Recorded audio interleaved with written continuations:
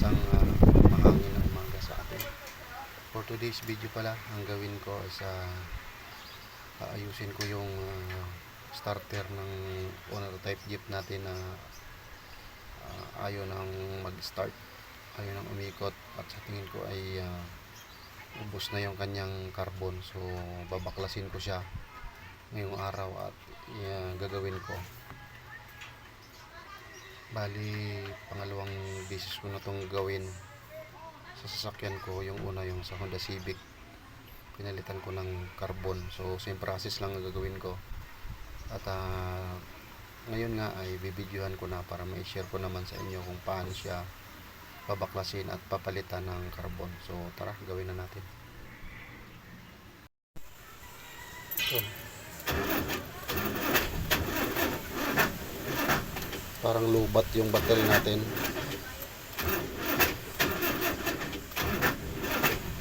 Ayaw mag-start, parang lubat. So hindi naman lubat yung battery natin kasi tinarge natin yan bago natin ginawa yung video na to. So problema niyan, yung kanyang carbon is hindi na lumalapat ng gusto, kaya nahihirapang umikot yung starter. Parang lubat siya, pero hindi naman yan lubat. Ayun na, nakaready ng hihigaan natin sa ilalim.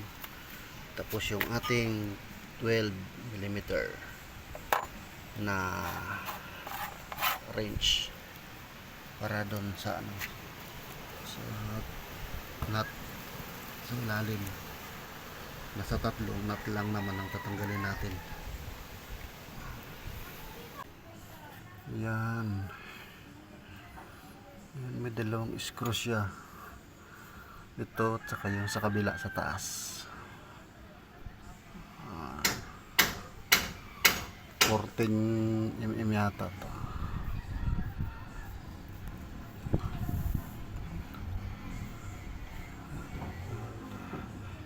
Yan, ito.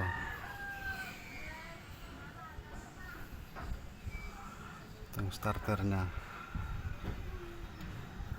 tanggalin na natin yan. Yan. Bago pala hugutin yung yung starter, tanggalin mo muna yung 3 bolt ng ng exhaust ng tambutso para may baba yung tambutso para mahugot yung starter. So nahugot ko na siya.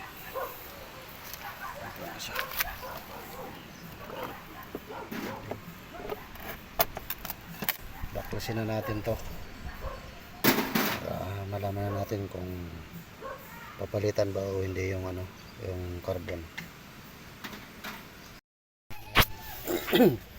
Ito na yung starter natin. Ito yung solenoid, ito yung starter.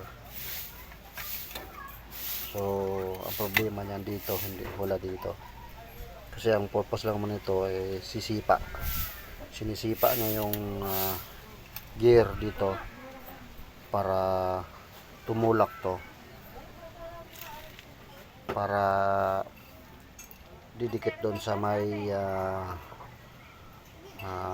transmission, yung sa gear doon. Kasi pag hindi naman nakasusi, nakalubog to, pero pag isusi mo siya, aangat ito dahil sinisipa nito, tutulak niya itong gear para umangat. Yan yung purpose ng solenoid. Nangiram ka ulit? Yan. Bukan natin baklasin tong tong starter. Tanggalin muna natin tong dalawang screw. Yan, dalawang nut na yan.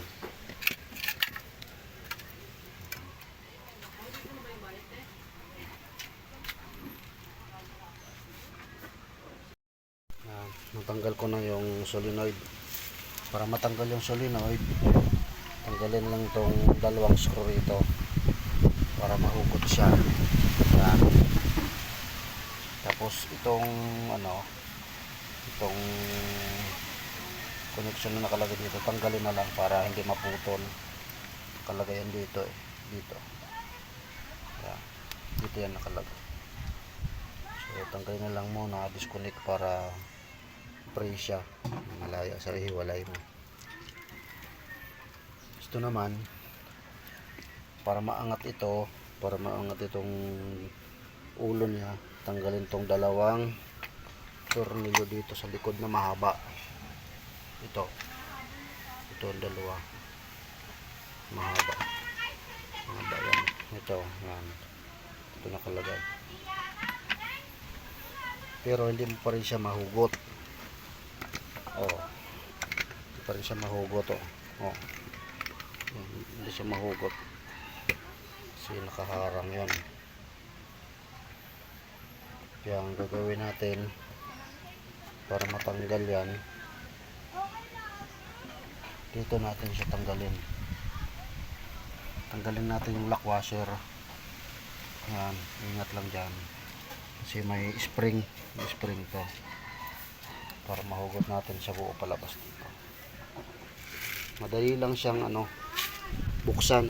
So yun, tanggalin natin yung lock washer dito para mahugot natin buo dito, para makita natin yung sa loob, yung carbon dito, carbon dito.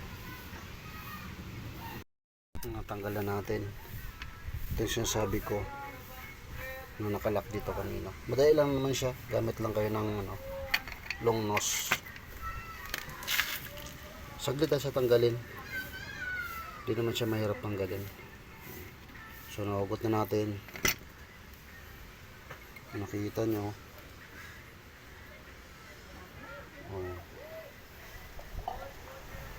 Dalawa lang pala itong niya, dalawa lang yung carbon niya. Hindi kagaya sa Honda Civic na apat yung carbon.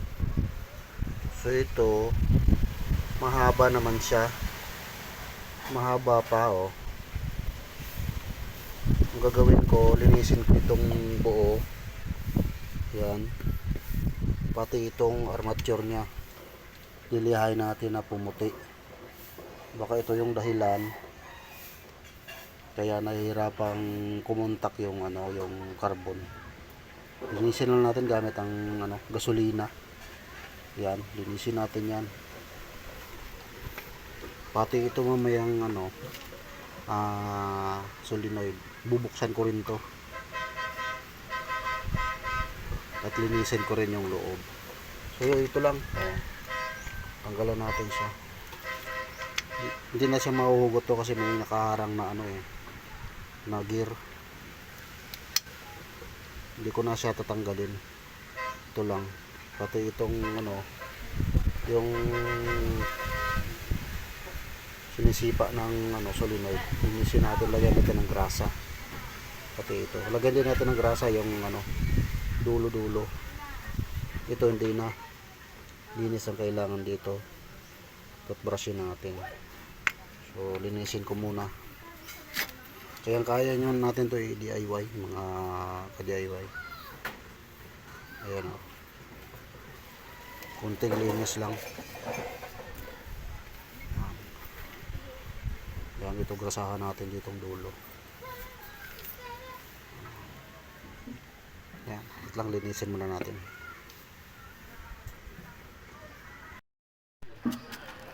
Yan.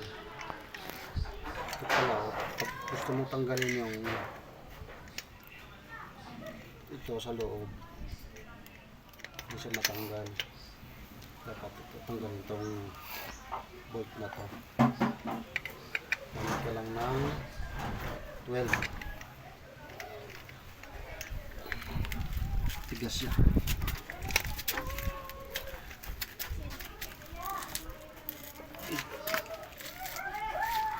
Tigas.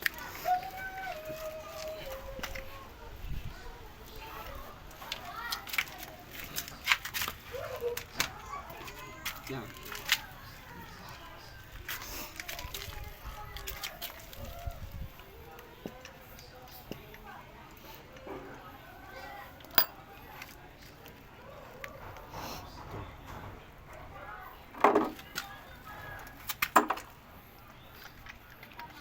Yan. Tanggal na siya.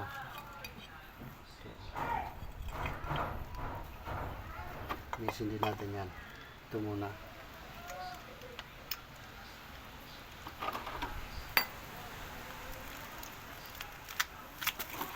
gasolina. Saka brush. Ayusin na natin.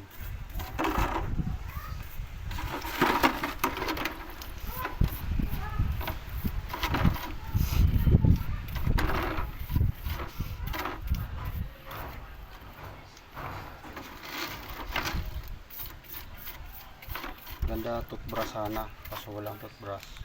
Ito na lang muna.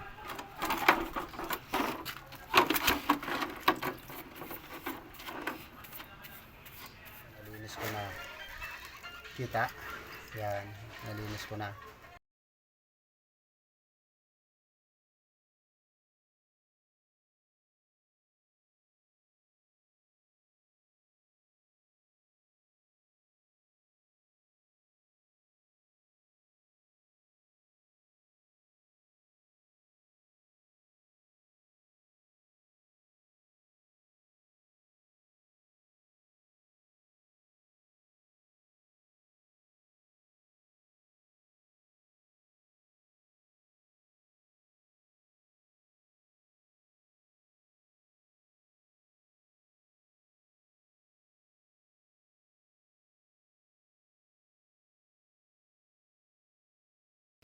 Hindi naman ito nainit eh.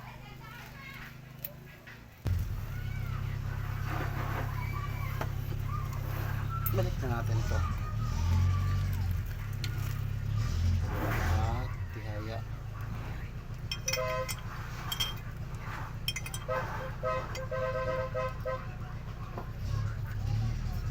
Ito, kalimutan to.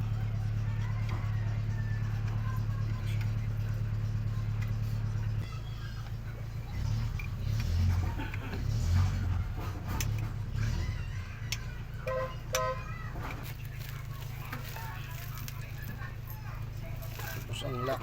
Balik na natin yung lock. Ito, lock kanina. Isahan din natin.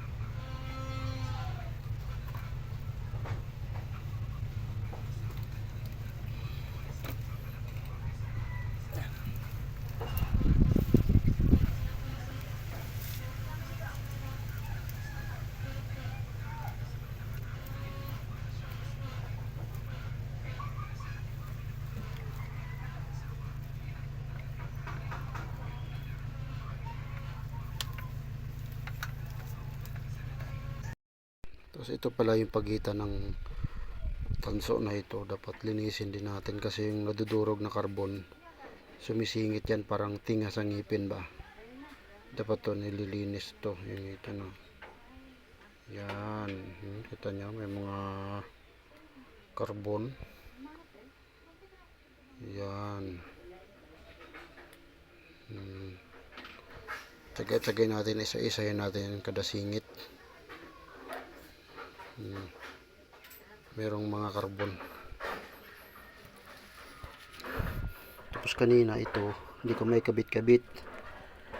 Ito, natatanggal pala ito. Once natanggal mo yung tornilyo, pwede mo na siyang hugutin. Ito ganun. Para maikabit natin ng maayos. Dito. Hindi tayo mahirapan mamaya. So, isa-isahin ko na ito yung symbol. Tapos, ano na natin, ikabit na natin sa owner natin. Ito na pala yung ano, yung starter na buo na natin siya. Ikabit na natin lahat. Yan. Ikabit na natin to sa owner. Tapos tingnan natin kung one click na yung start. Yan. Ito na siya. Kabit na natin doon ngayon.